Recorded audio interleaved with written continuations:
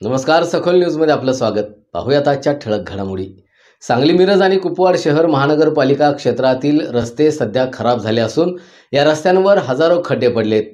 या खड्डेमय रस्त्यांमुळे काहीच दिवसांपूर्वी मिरजमधील वंटमुरे कॉर्नरवर एका तरुणाचा बळीही गेलाय.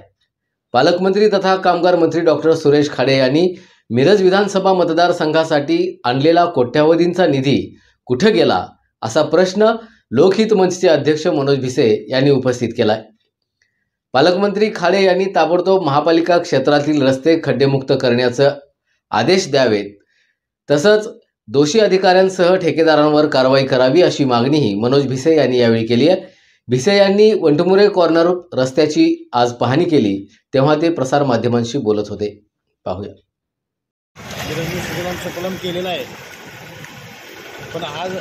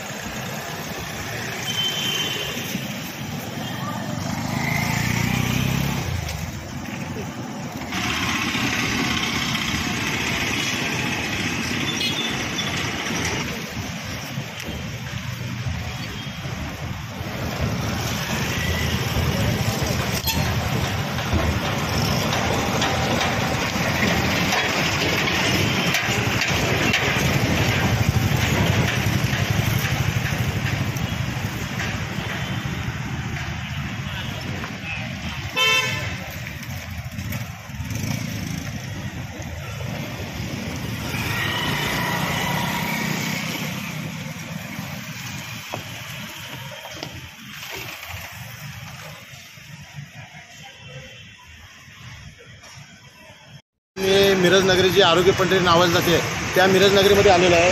तुम्ही आज वंटमुरे कॉर्नरच्या परिसरामध्ये आलेलो आहे की सांगलीतील युवकाचा खड्ड्यात पडून मृत्यू झाला होता 2 दिवसापूर्वी.